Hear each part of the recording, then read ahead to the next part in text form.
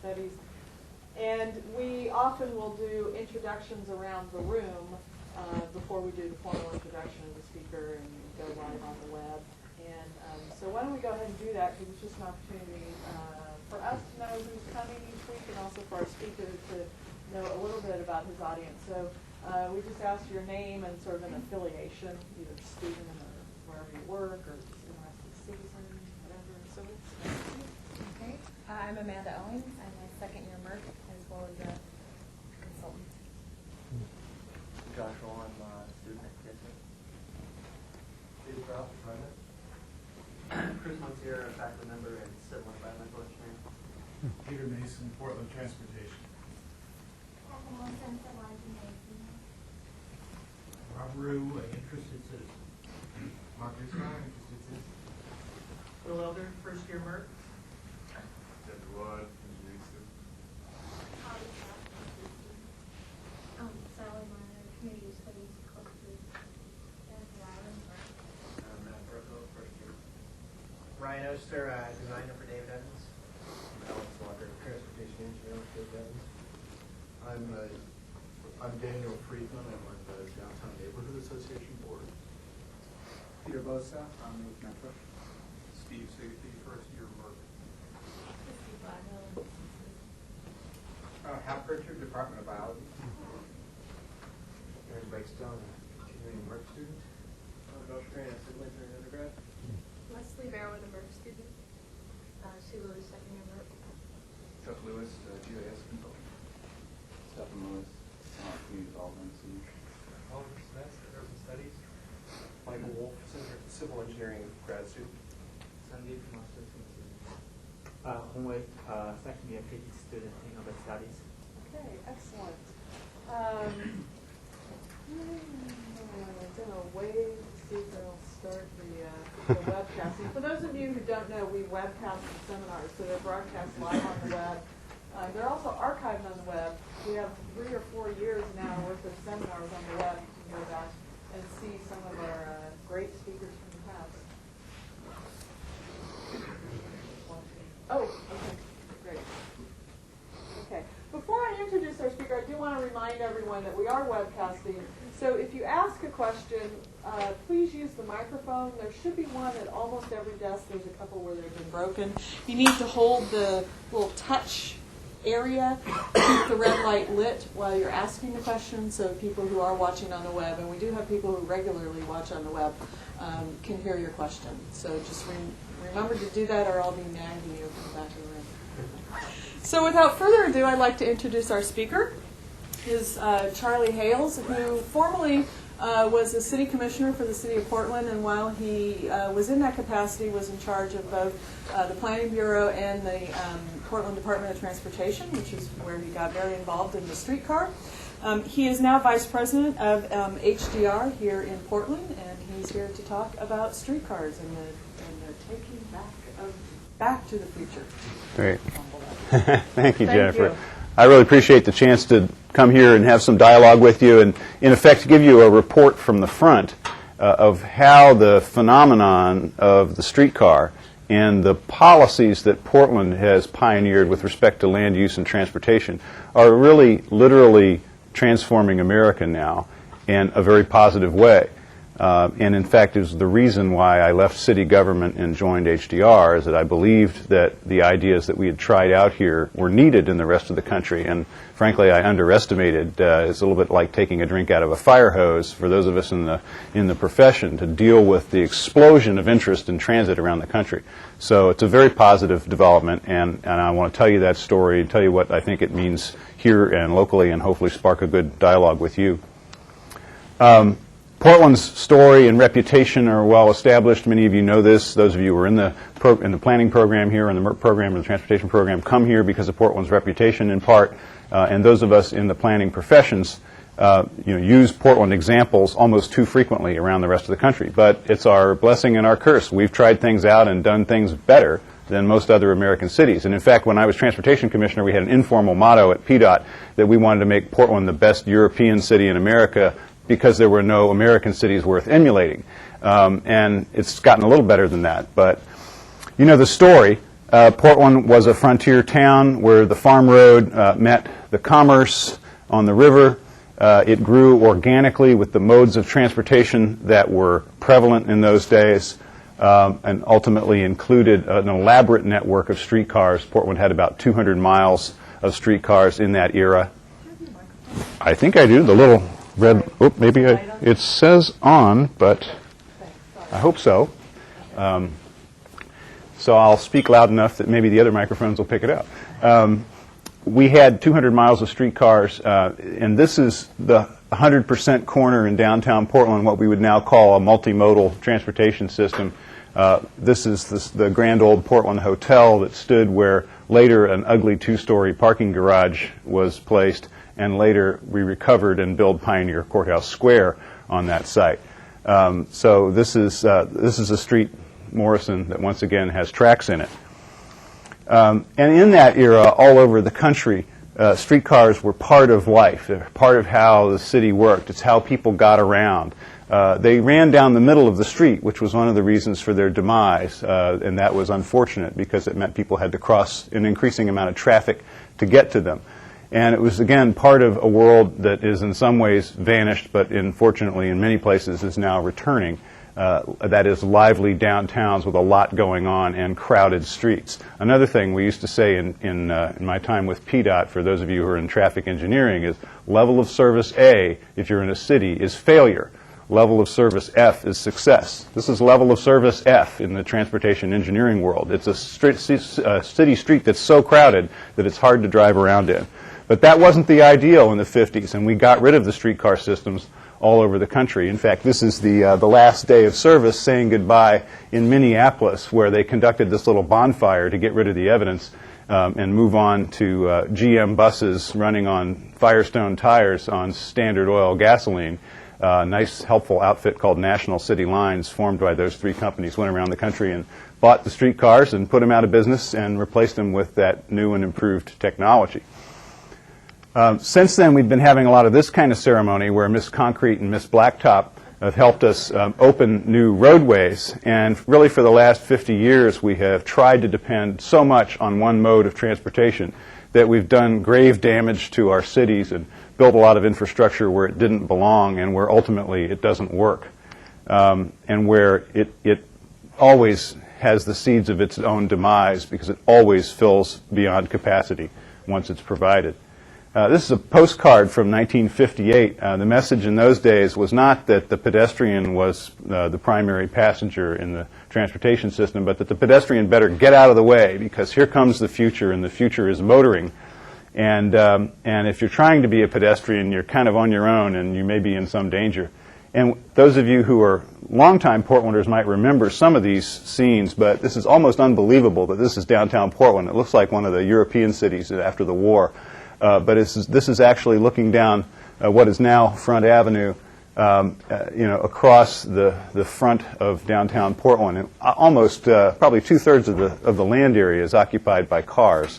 A really shocking sight for those of us who are now familiar with the after. In that era, Portland hired Robert Moses to come do a roadway plan for Portland, and he designed a series of elevated freeways around the city, including a Laurelhurst freeway at about 39th. And we, unlike most plans in Portland, fortunately this one stayed on the shelf and we only built a little bit of what he recommended. And to our great good fortune, we didn't, in that case, follow our own planning process. And in the years beyond that, we really discovered some things as policy that became the basis for what we've done in transportation. First, that there is a commitment to planning in Portland, and that those plans go over multiple administrations. I was talking to Jennifer about my experience with the Parks Bureau. The Parks Bureau did a plan in 1901 with the Olmsted brothers for a citywide parks plan. They still have it on their desks. They still use it. And so there is this commitment here to long-term planning, which again, fortunately, we made an exception in the case of the Robert Moses Freeway Plan. Secondly, there's a commitment to the public realm, that there should be public spaces. Parks are part of that, but so are plazas like the one outside of this building, or Pioneer Courthouse Square itself, or Jameson Square, that the public realm is not just the street, it's also gathering places. And that turns out, if you're trying to develop really healthy urbanism, to be a pretty important principle. And then we actually try to have regulations that say yes to what we want and no to what we don't want, which really in a surprising number of places is still not the case. That good development under many local codes is still an exception rather than the right and easy thing to do. And in general, in Portland, at least in the downtown, if you want to build a mixed-use building that respects the street and doesn't have a lot of parking in it, it's easier to do that than to try to do the opposite of those things. And then fourth, and again the focus of my presentation here, that we actually have been very aggressive in putting the transit in place. There's a lot of talk around the country, as I said, about transit. There are a lot of projects being planned. Meanwhile, on the development side, there's a lot of talk about transit-oriented development. But it's not transit-oriented development without transit. You've got to actually have it in place for the shift that we're going to talk about to occur. So again, a philosophy of really focusing on designing a city that's livable and habitable and not oriented around the car. In fact, one in which the pedestrian is on their way to transit or simply using that public realm on their feet, or the bicyclist is the first-class passenger, and other modes are secondary to that.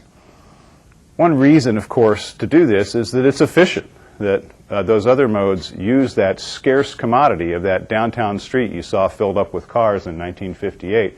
Other modes use that public space much more efficiently than cars do. That same number of people using different modes of transportation use that street much more efficiently than with cars. And now in this national return to the cities, all over the country, we've hollowed out our cities. A lot of cities looked like Portland looked in that horrific aerial photograph of all those parking lots. Now people are coming back all over the country. Atlanta lost population for every year in the last 20 years until last year, at which point the city of Atlanta gained population on a greater percentage basis faster than any other municipality in the Atlanta metropolitan area. So all over the country, people are returning to the urban center. If they return in their cars, we'll run out of right-of-way very shortly. As I said, one of the hallmarks of Portland is that we've actually tried things and innovated and put them in place rather than just talk about them and plan them. And a big part of the reason for the success here is that we have, one way or another, found a way to actually fund and build these critical transit infrastructure pieces that now are the framework on which so much of this development and prosperity rest. And we've integrated those, of course, into a system that works pretty well. Those of you here at Portland State know this, of course. It's possible to catch the streetcar to the max or to run a number of different trips around the downtown and around the metropolitan area without being inconvenienced by system disconnects or being forced back into your car. There's another reason to pay attention to all this, and it's public health. Aside from all of us in the transportation and planning fields, the health professions are paying more and more attention to how people travel and whether or not we're trying to give people the opportunity to be pedestrians, because Americans are the most obese in the world, and how we fail to travel on our feet is a big part of that reason. And so we do some pretty dysfunctional things in this country. I think we're the only country in the world in which a large number of people drive to stationary bicycles in order to get exercise. And some of these absurd things that you see, are pretty laughable in some cases. We're going to have to walk farther than this. By the way, this one isn't going to solve the problem. That walk is too short. But when we provide people with those kind of walkable, urbane places, they flock to them. And again, those public spaces I mentioned here in Portland are good examples. People love those kind of places, and they reach a tipping point where there are enough people there that they feel lively and safe and attractive to people. So that's this big philosophy. How did we apply it in the case of the growth of downtown Portland over the last decade? We had these two significant opportunity areas. The Hoyt Street Yards, an abandoned railway on the railway freight yard on the northern edge of the downtown, now known as the Pearl District, and what was then called the North Macadam area, a strip of former industrial land along the Willamette River south of downtown, now called the South Waterfront. And we knew we wanted to redevelop those areas as true urban neighborhoods, but in both cases they weren't well connected to the rest of downtown. They weren't well connected to the transit system, and particularly in the case of the South Waterfront, they were really walled off by the freeway on one side and the river on the other, and therefore were really transportation constrained.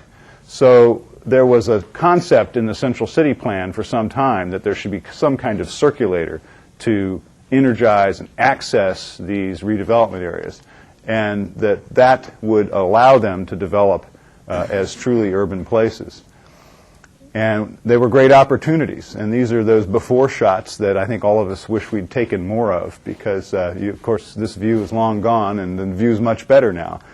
And you of course are familiar with the latest piece of that, the opening of the aerial tram and its connection to the streetcar in the South Waterfront as another piece of this kind of catalytic infrastructure. And what we hoped, and in the early 1990s it was really just a hope because we were pioneering this, we hoped that this catalytic effect would happen, that what streetcars had done the first time around when they were built by entrepreneurial governments and power companies and developers out into the edge of town to provide access to new real estate. We hoped that those effects could be replicated and that we could get that kind of urbanism attracted to streetcars to occur again. And that is indeed what, of course, has happened in the Pearl District and now in the South Waterfront. This is another one of those before shots. Some of you may remember that we actually built the streetcar trackway for a few blocks in the Pearl District before there were even streets, much less buildings around it. And that's a photograph that, again, you can't take anymore because it's now completely surrounded by both great public spaces and great urbanism. This is the shot of the corner of 10th and Hoyt, one of those townhouses that I wish I had bought at the time, because you know what it looks like now. It's become a wonderful urban street, and those are very pricey row houses built into the shells of those old railroad warehouses that had been along that section of the street, and among the few buildings in the Pearl District that remained in the transition from rail yard to new neighborhood. And that, again, was a hope in the early 1990s, that we could shape the pattern and pace and character of this new development by this catalytic infrastructure of the streetcar project. And, of course, that has been borne out dramatically and spectacularly in the development in both the Pearl District and in the South Waterfront. Among the things that I've been involved with, this one makes me very proud, frankly, when I walk around the Pearl District and I see that, or I ride a full streetcar through the neighborhood. It's pretty amazing, and I think it amazed all of us who even helped dream up the idea and helped implement it, that it worked so well. The development impact of this is also pretty spectacular. In fact, this number continues to be obsolete, and I have to keep updating the slide. But so far, not counting the South Waterfront, which is why that number is now going to have to go up, the amount of development that has occurred within 3 blocks of the alignment has exceeded $2.4 billion. That's for an investment in the streetcar project for phases 1 and 2 of about $60 million, and now down to the South Waterfront of about $100 million. That's a return on investment that no other municipal expenditure can even hope to reach anywhere around the country.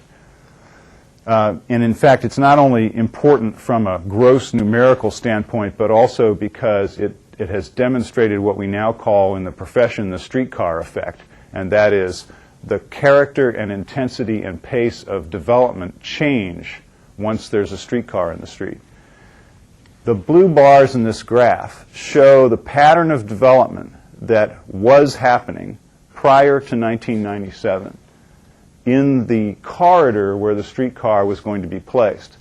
The top of the chart at 100% is the biggest building you could possibly build on that site under the regulations. So 100% of the floor area ratio, FAR, that the city's development regulations would allow.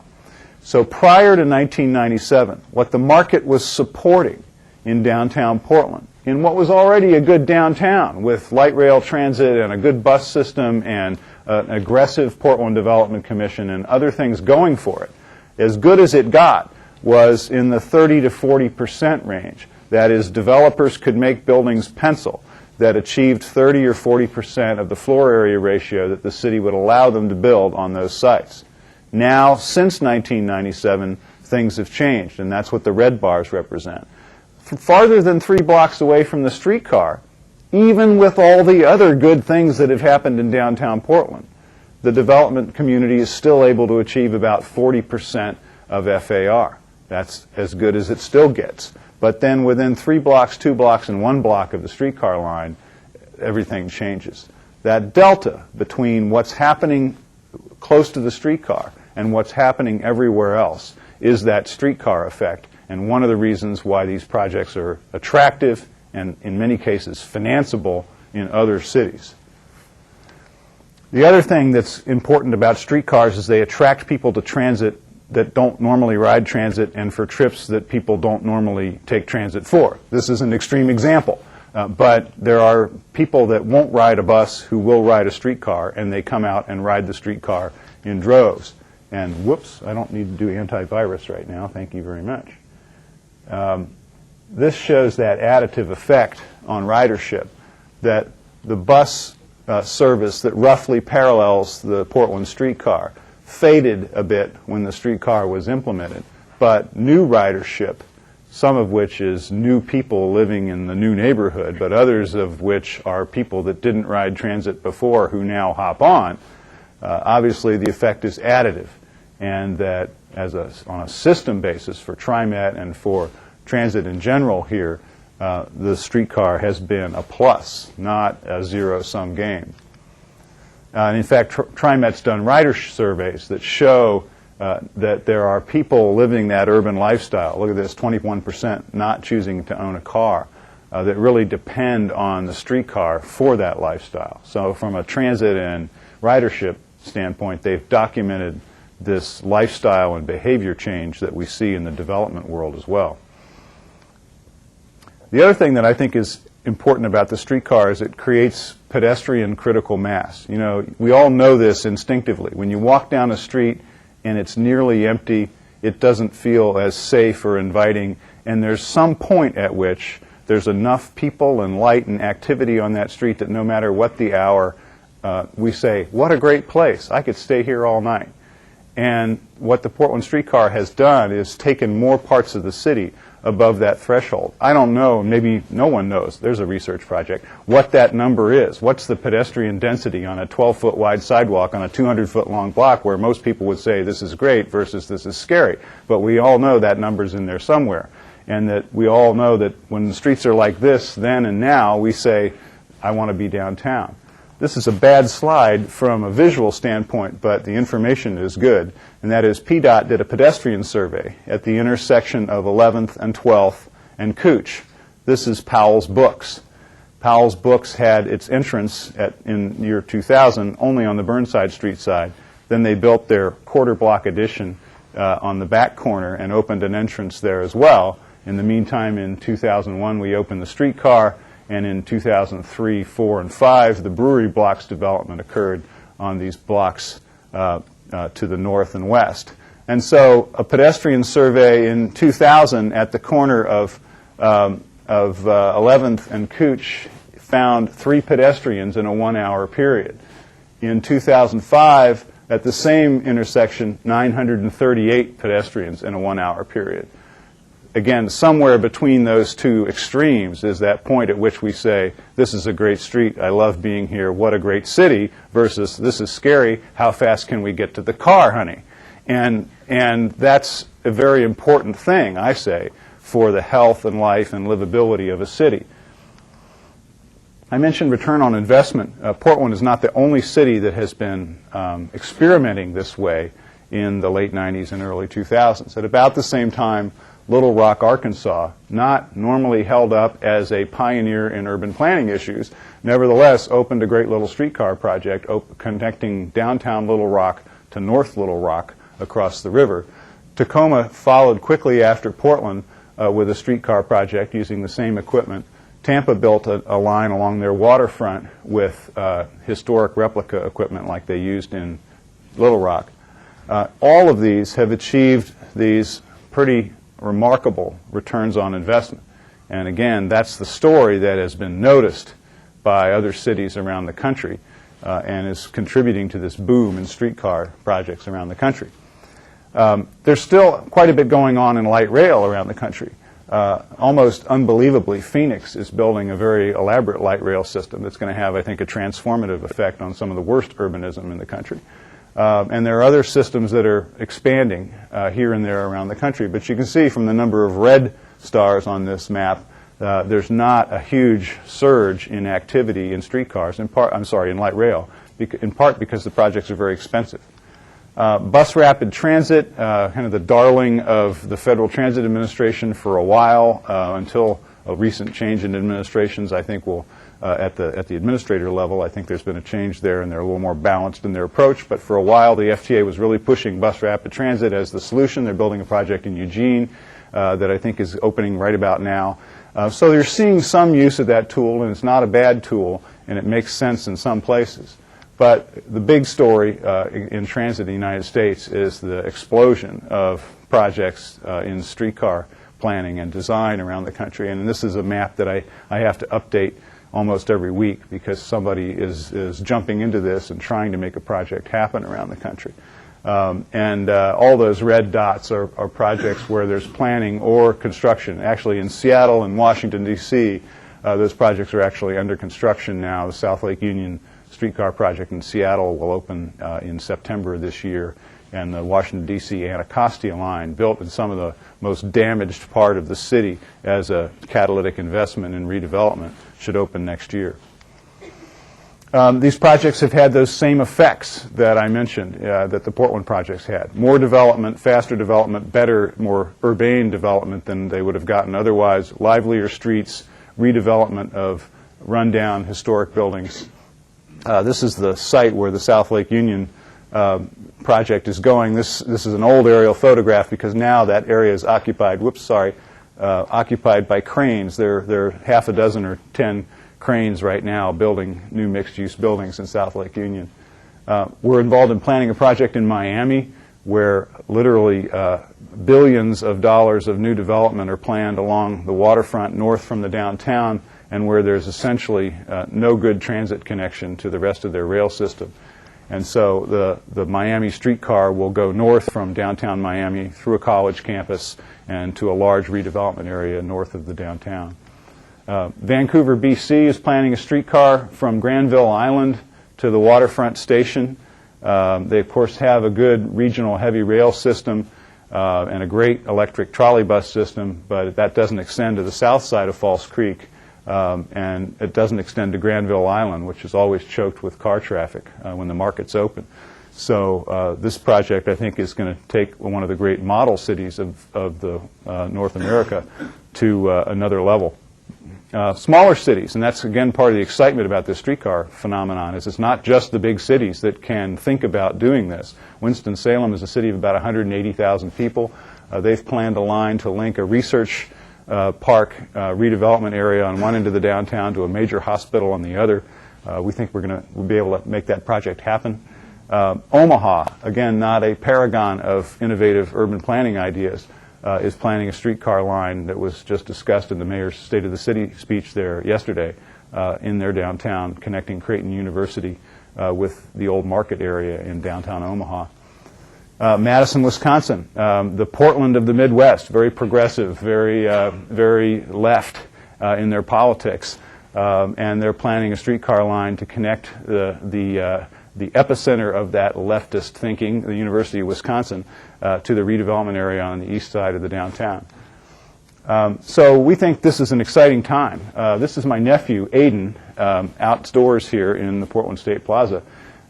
He was here for the first day of service of the Portland streetcar. That's why it has a wreath around the front end of it. And Aiden, I think, demonstrates the affection people have for this project. Those of us in transit planning also say it proves that nobody ever waved at a bus with all 5 fingers. But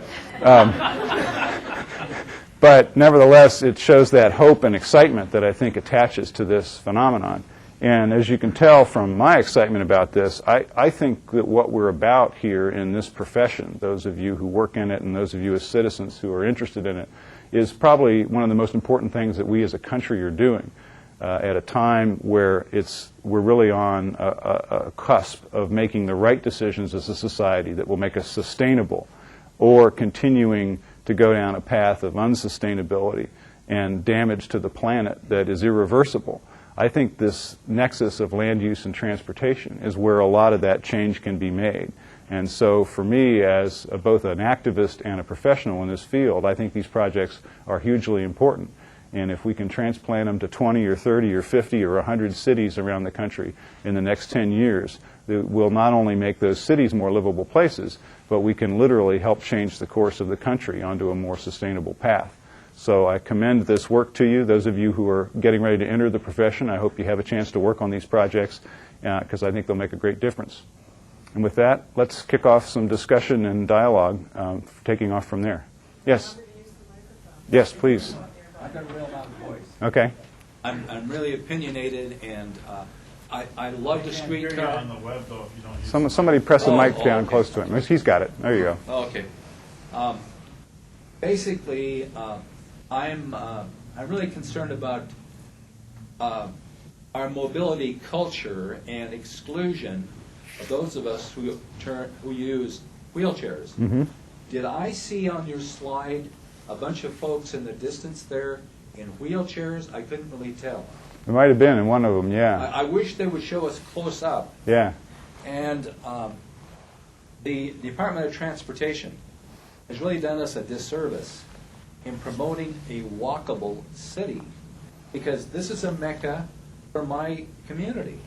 I moved here from Chicago, Mm-hmm. and I love it. Mm-hmm. And I see a lot of us out on the streets and using this transit, but we're really not portrayed adequately. Mm-hmm. Good point. And No, that's and of my course, issue. I think when a lot of us say pedestrian-oriented development, we mean both walkable and rollable, in that with the Americans with Disabilities Act and good policy, it means that the whole city is accessible to people regardless of mode. And obviously the low-floor vehicles with the boarding ramps are just one of the little technological pieces of that picture, but it's also a philosophy that the whole city needs to be accessible. Yeah, no, we need a better word than pedestrian. Yeah, we need a more inclusive word for what we mean by that. You're right. Yeah. Yes. So some good illustrations as to how streetcar development promotes the first-class user of the sort of the downtown transportation environment. But as the sort of the rather alarming hieroglyph in Northwest Portland shows of the cyclist doing the header, the streetcar can step on what you define as the first-class transit users' toes somewhat. They can step on each other's toes. And just having lived in Madison, Wisconsin for a while, I know hundreds of cyclists go down State Street every day. Yeah. And so I was just wondering what your perspective was on resolving those occasional conflicts. Not that they have to be enemies, but that they do step on each other's toes. No, you're right. It's a conflict in how the modes work, because if you ride the bike the wrong way, and that was what that sign was hoping to teach a few people before they learned by experience, if you enter that track slot at too low an angle, your front wheel can get caught and away you go. And it is a big issue in Madison. You're right. It's a huge bike city, just like Portland is.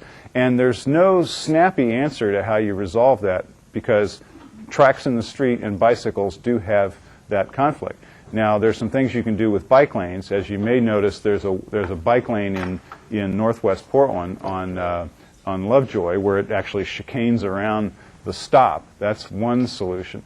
Another solution, of course, is to designate parallel streets as bikeways and encourage most of the bicycling there. But really, the learning curve for the bike community is the most important thing, because in European cities, Amsterdam being a great example, there's tracks everywhere and there are bikes everywhere. And so they learn, just as everyone else learns, that these modes are all operating together. But there's no snappy technological solution that says, well, we can design these differently so that there's no slot.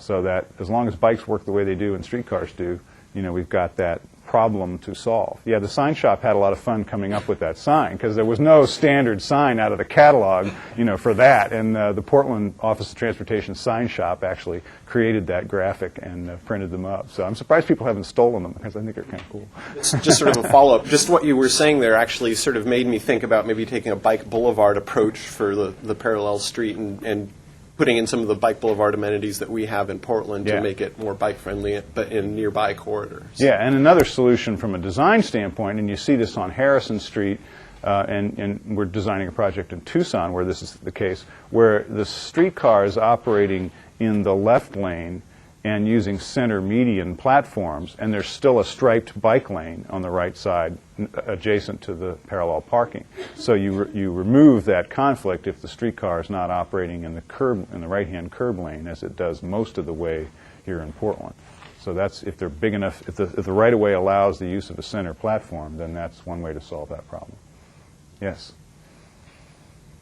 Can you discuss, I don't know if with all the different recent and planned streetcars across the country, is there a sort of a standard model for financing? Oh, boy, that's a very good question. And the answer is no. There's no standard model. And it's probably the toughest problem to solve on all those projects. It's not the engineering that's the hard part, and it's not even the figuring out how to integrate the traffic system with the streetcar. Those technical issues pale in comparison to the financial problem. I mean, the fundamental financial problem is that the federal funding system for transportation in this country has a massive bias towards road projects. We fund highway projects 80%, 20%, 80% federal money. You don't have to go through alternatives analysis to build a highway. You don't have to prove that a highway is the best transportation solution. You simply have to go through NEPA and talk about how you're going to manage the environmental side effects, and which we usually manage to do. Where on the other side of the ledger, transit projects never get more than 50% of their money from the federal government. There's an arduous alternatives analysis process carried out by the Federal Transit Administration before you ever get the first dollar. There's huge competition for that money. And then there's no certain local source of the other 50% in most places. So it's a very difficult hill to climb. Even if you're talking about a $50 or $60 or $80 million streetcar project, what municipality's got an extra $50 million laying around or has a surplus in their general fund budget? So it's a terrible challenge that each of these cities face. And the ones that aren't moving forward are generally not moving forward because they haven't found the money.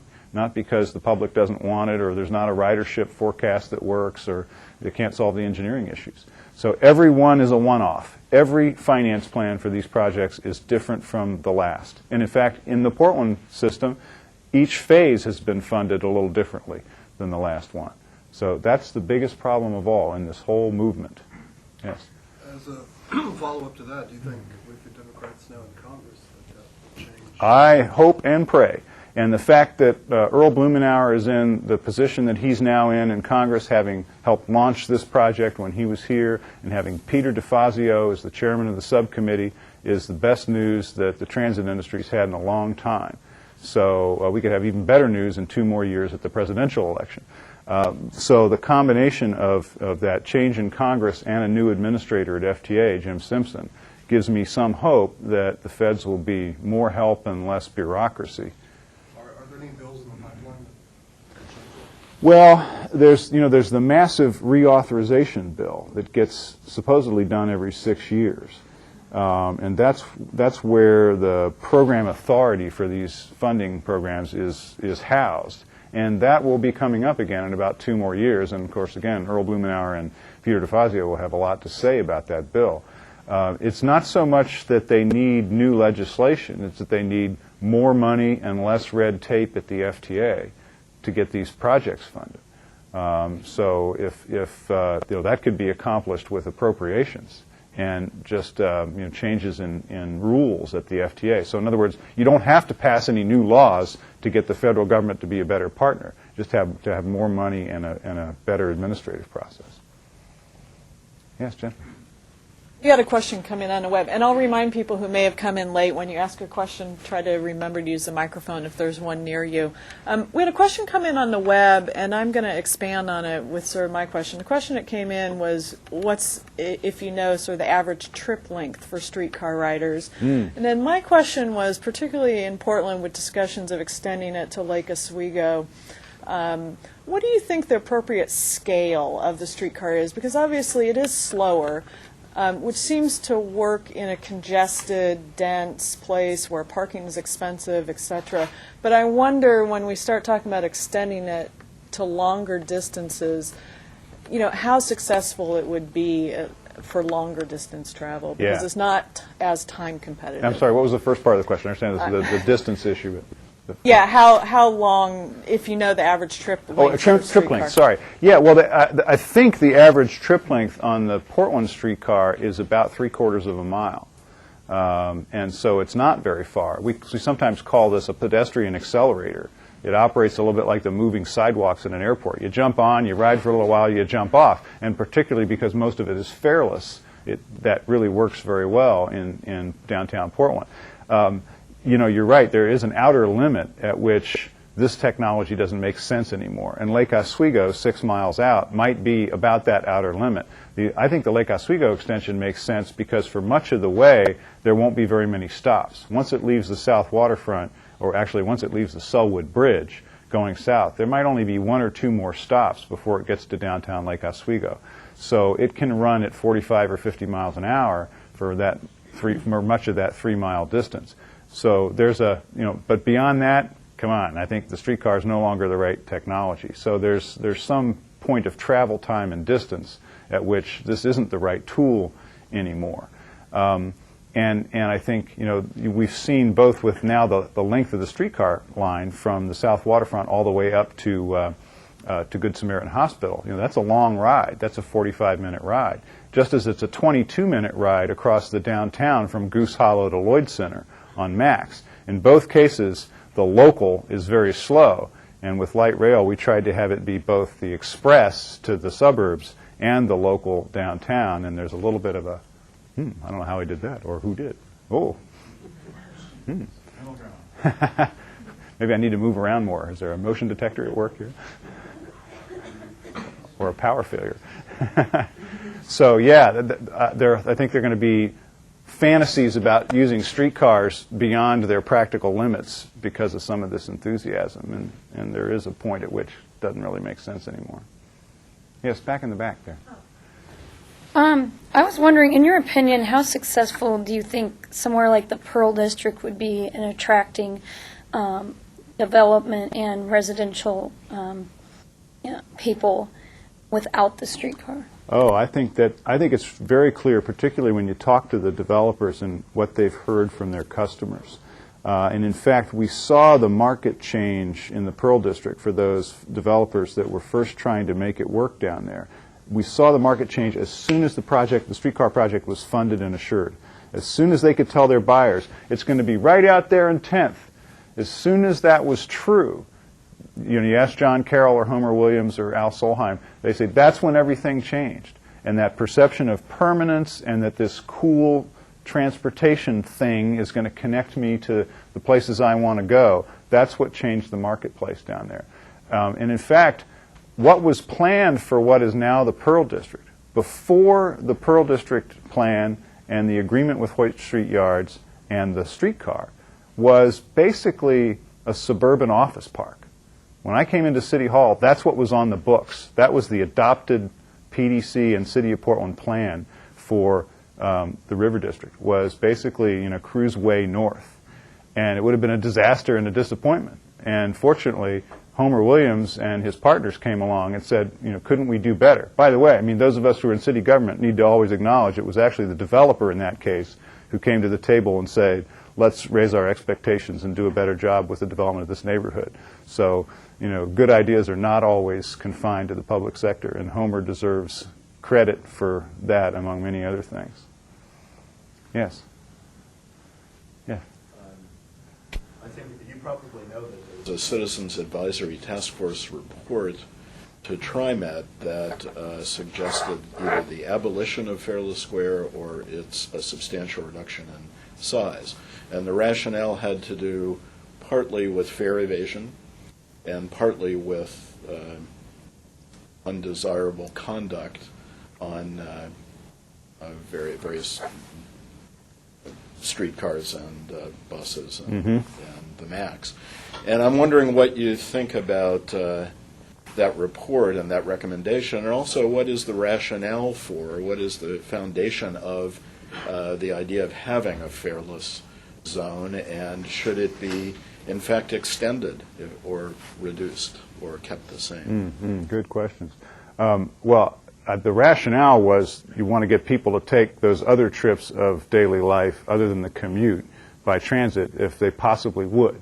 And it actually worked pretty well, even when it was just a bus-only Fairless Square, that people go to lunch, they don't have to take their car. If they've driven to work, they don't take their car out of the garage to drive to, 8 blocks away to go to lunch. So it was a good idea from that standpoint, and I think it still is. But, this is going to sound like a diversion, but when Pioneer Courthouse Square was being considered, there were people in the retail community that said, let's make it an enclosed space because we want to keep, the undesirable elements out. And there are undesirable elements sometimes in Pioneer Courthouse Square. The secret to minimizing that is good programming, because in a public space, good drives out the bad.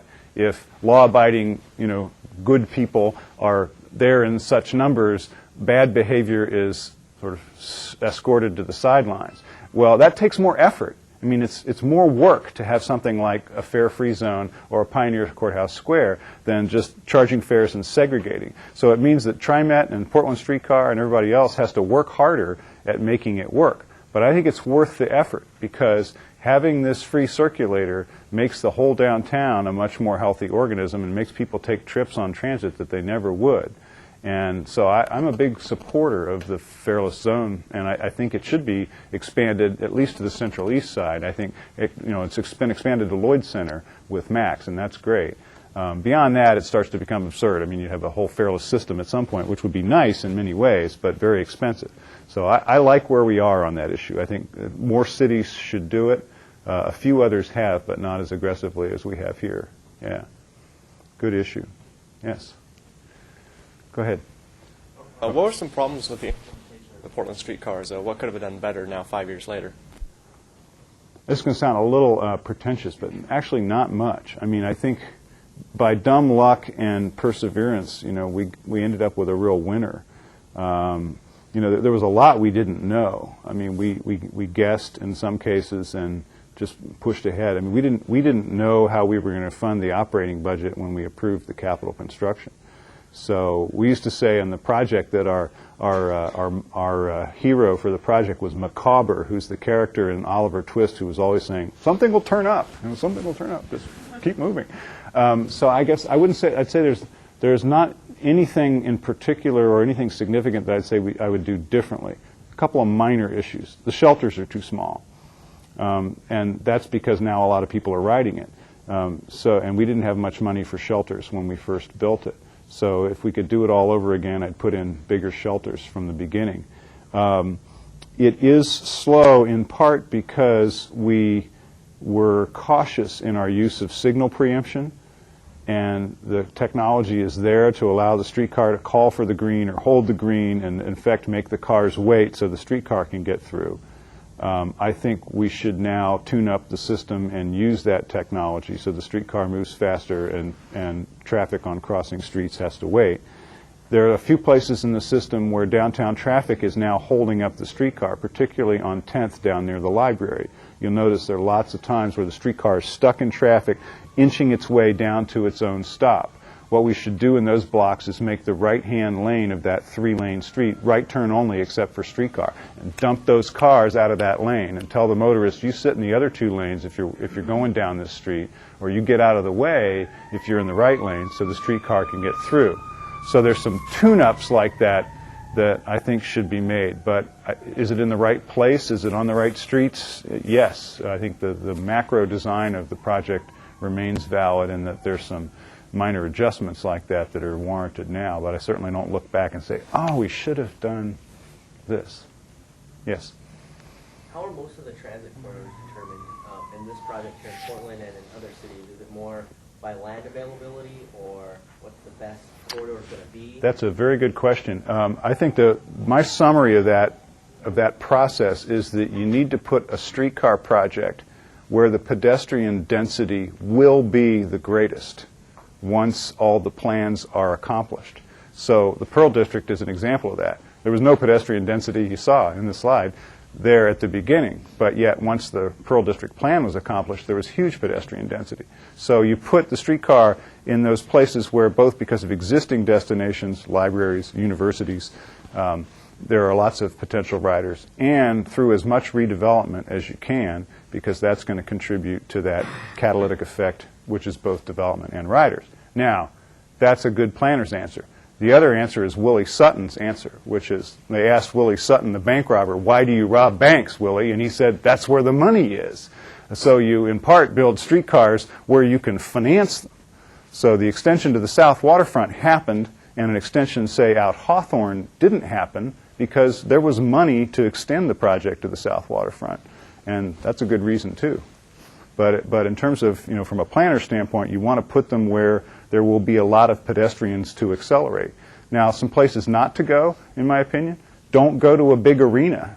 Don't go to a football stadium or even something the size of the Trailblazers Arena, because these vehicles only hold about 120 people.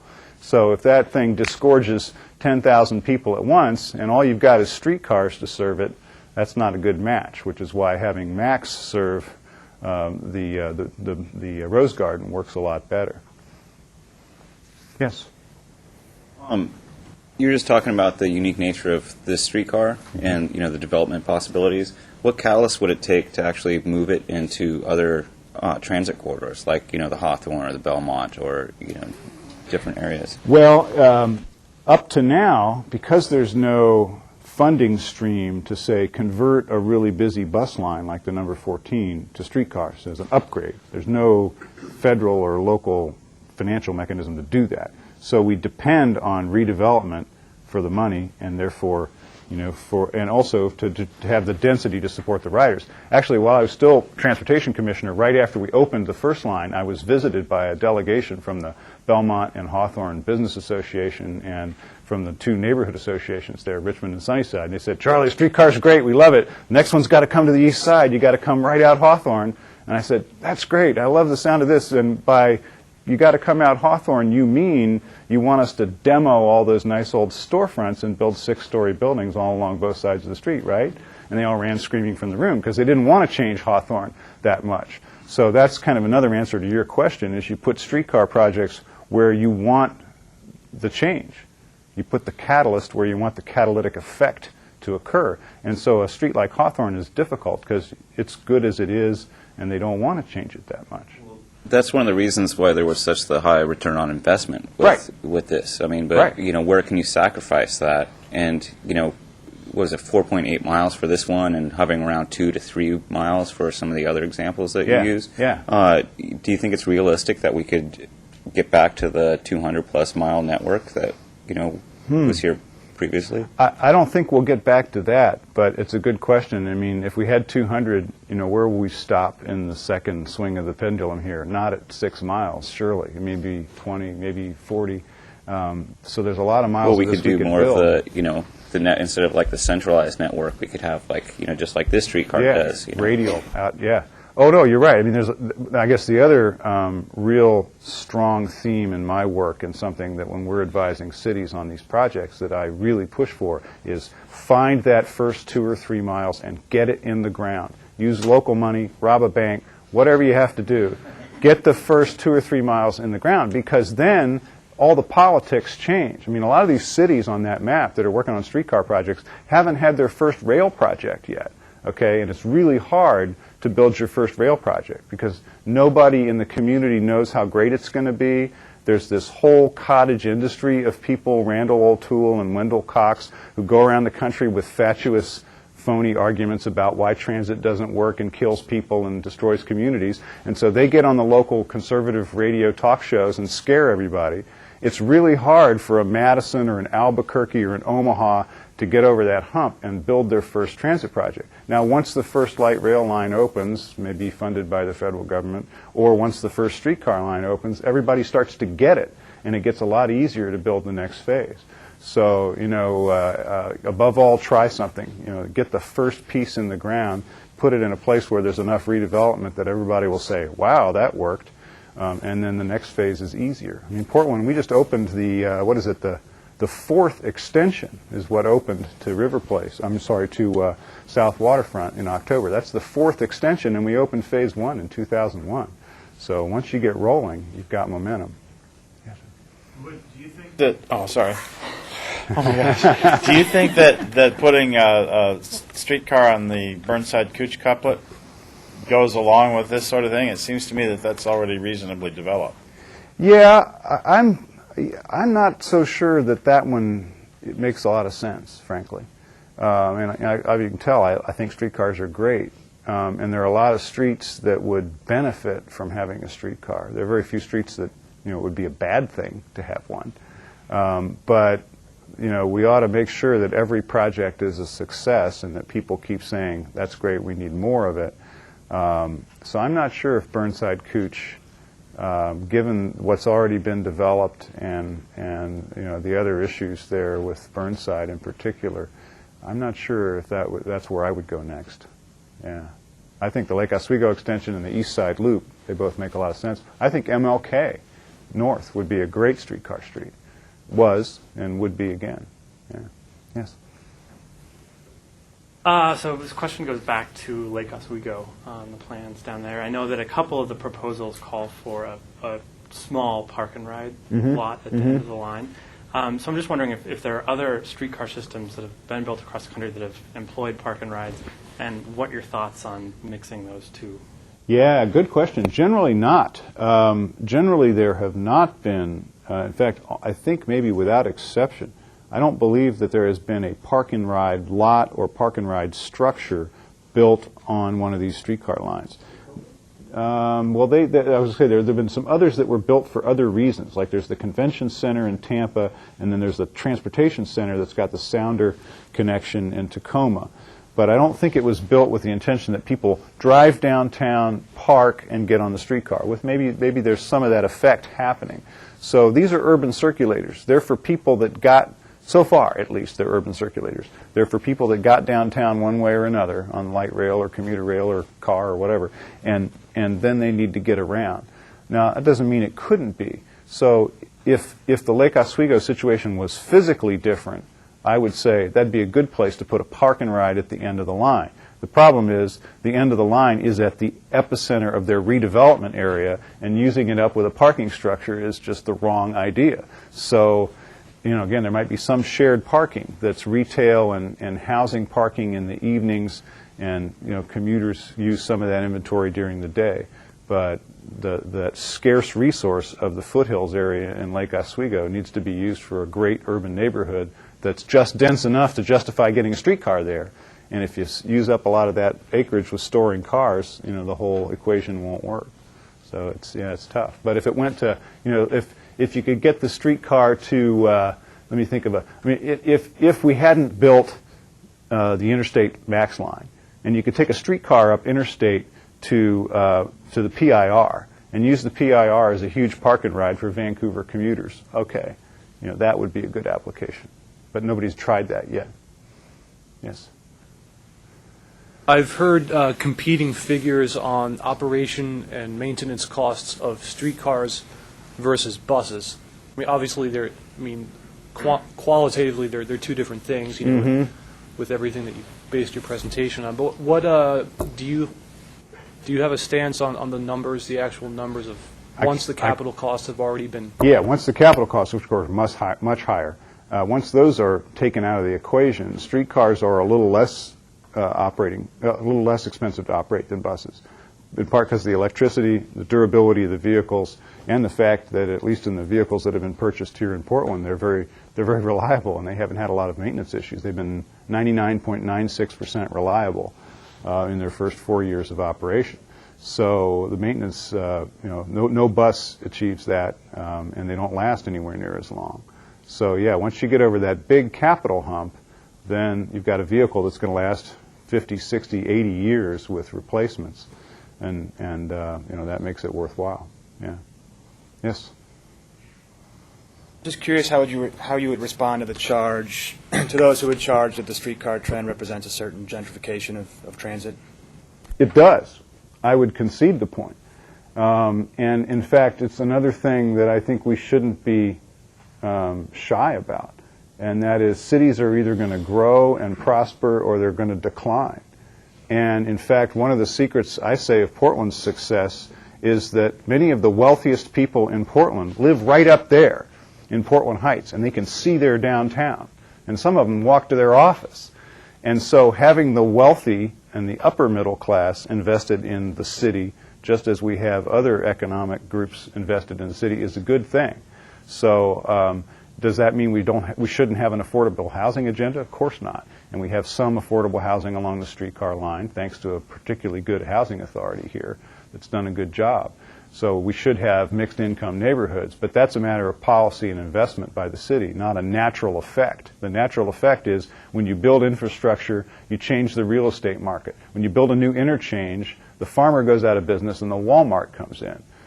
So there's economic side effects of every transportation investment, and the economic side effect of putting a light rail stop or a streetcar line next to real estate is that it's going to be the most expensive condos on the market, absent some intervention by some agency like a housing authority. So I say, yep, it's gentrification. Which one would you like?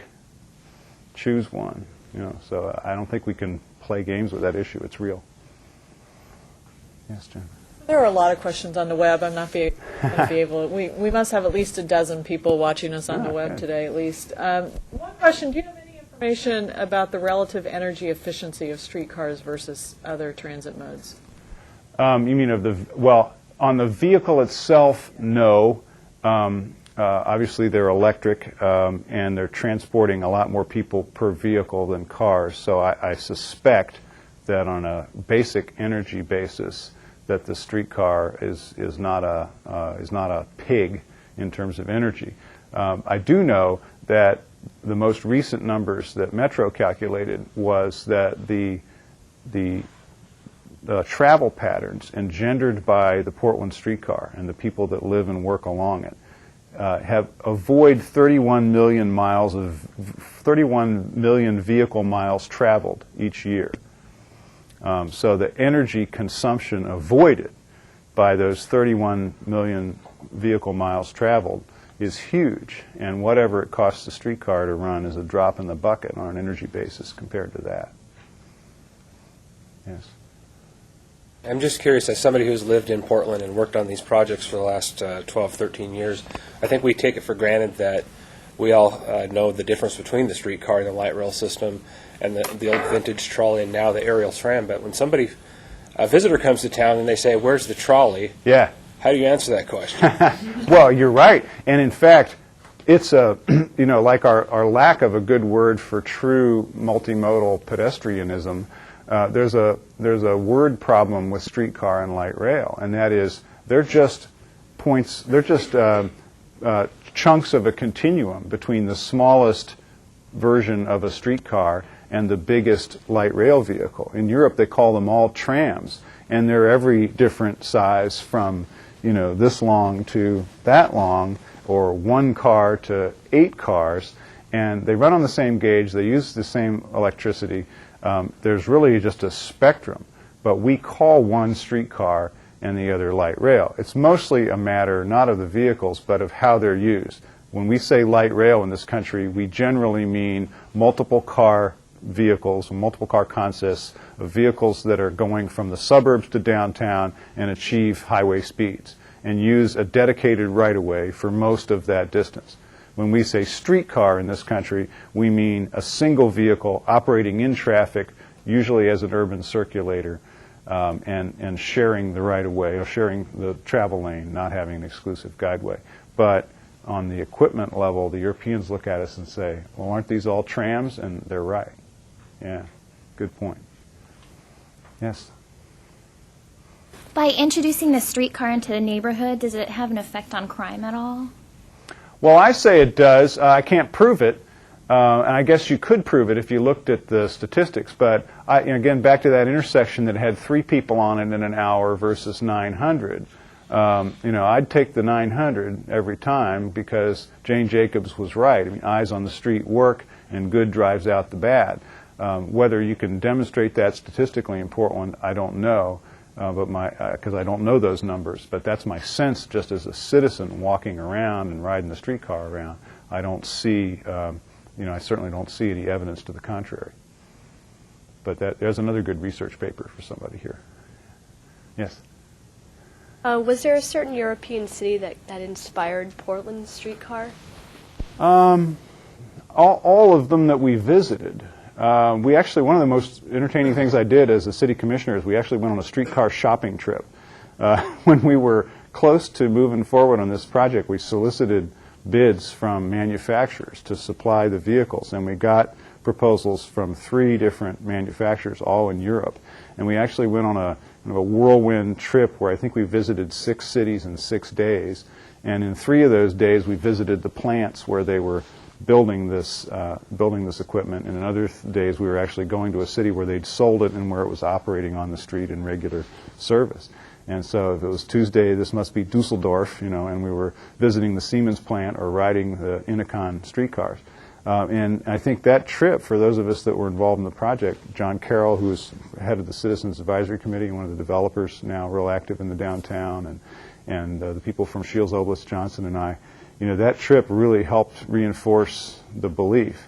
Going back a little farther, Roger Shields from Shields, Oblis, Johnson, who was the project manager for this project from the beginning, had gone to Vienna and ridden the Ringstrasse line in downtown Vienna, and he always said Portland needs a Ringstrasse. So I guess Vienna should get the credit, given that was the wellspring of Roger's interest in this idea.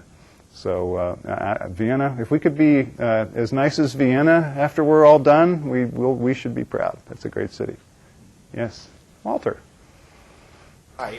Do you think Portland should build light rail or streetcars here, and that we should push harder on that? Oh, you mean build the equipment here? Build them here. Yeah, there's a pilot project underway by which Oregon Iron Works is going to build an American-built streetcar using the SCOTA plans, and I think that's a great development. I think we're going to need more manufacturers, and we're going to need people that are going to meet the Buy America requirement. So it'll be nice if we could start building the equipment in this country again. Is there more that should be done? Are we pushing that hard enough here? We just need a bigger market. They'll respond. All these European manufacturers, Unicon, Siemens, Bombardier, Ansel de Breda, they're all watching this U.S. market. I talked to these guys because we're working on all these projects. And as soon as there are orders on the street for 15 or 20 streetcars, they'll open a U.S. plant or they'll partner with some U.S. firm and start building Buy America equipment. But so far, this movement, mostly because of that financing problem, is only producing a project or 2 a year. So the national movement is asking the world market for 6 to 10 streetcars a year. That's not enough for people to tool up and start building them. Yes. Do you think that would help the transportation grant structure then at that point? Yeah, I think if it were American-made equipment, that would help. Siemens has a plant in Sacramento where they build the light rail vehicles that we buy here. And they're certainly interested. There's a Sacramento streetcar study underway right now. And if Sacramento moves ahead, Siemens is going to say, well, build them right here in the hometown. And that would help politically, I think, for their congressional delegation if it gets to that point. So, yeah, if we can generate enough volume and demand, then that'll solve the problem, I think. The capability's there. It's just not the market yet. Mm-hmm. Yes? Talk a little bit about how it's related to what you were just talking about, how you didn't have to buy an American-made vehicle for this? Yeah, if you use federal money, there's a requirement that you buy American, and that means that the equipment, I believe, has to be at least 60% U.S. content. Now, there's an exception that says if there's no American-built widget like you want to buy, it doesn't just apply to transportation, then you can get an exception and go buy it somewhere else. Or if the American-built widget costs 25% more than what you pay in the world market, then you can go buy it elsewhere. So far, either projects haven't used federal money or they've gotten that waiver because there hasn't been a modern streetcar product available in the U.S. So that works for now while there's not enough demand to get people to tool up. Yeah. Yes.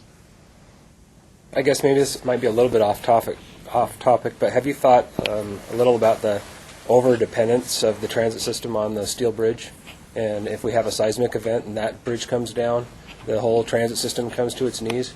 Yeah, that'll be pretty ugly. I thought about it, but I certainly don't have a snappy answer for what the solution is. One of these days, we'll have to start investing in more bridges in this community. We're rich in great bridges now, but we need one. We need a new Selwood Bridge, and it ought to be rail ready. We finally renovated the St. John's Bridge, and it looks great. But yeah, there are others that are sitting there, making you nervous. So let's hope we don't have that seismic event. There's a book out, by the way, that I always am quoting in other contexts. I need to buy the book because in fairness to the author, and the title of the book is "Hope is Not a Strategy," and I love that phrase. And it's not a strategy for that bridge either, but that's all we've got for now. Jennifer. So John Charles from Cascade Policy Institute has sent in a question for you. I'm sure you've heard similar. John and I have debated before. this stuff a time or two. So if streetcar riders pay 0% of capital costs and roughly 3% of operating costs, in what sense is this a sustainable transport mode? Because because the projects have economic effects far superior to roadway projects where the riders pay 0% other than through their gas taxes. So, that's the thing. You don't want to live, you don't want, what's the phrase? You don't want your tax return prepared by your architect, and you don't want your city designed by your economist. If you look at these purely from a statistical standpoint, you can play those games all day. And in fact, that's why the little anti-transit group that runs around the country is getting more and more desperate, because there are more and more places that have actually opened these projects, and the evidence of our own eyes always overwhelms what the experts say. And after a while, it's just background noise. You can't convince anyone in Portland that streetcar and light rail is a terrible investment, so you go to Albuquerque or Madison and you hope to stop the tide there. And John and the others in this movement, are fighting this losing battle where they keep trying to get people back to the economics in hopes that they'll plant enough doubt that nobody does anything a little longer. The elevated tax base, even the economic argument is a loser. Right.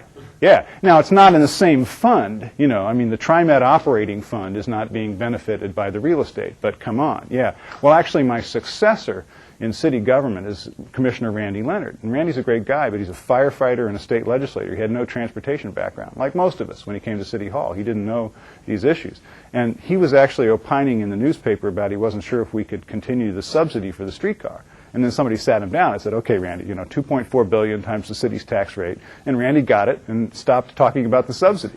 The streetcar is subsidizing the general fund about $10 million a year. So, on an economic basis, that's a pretty good deal.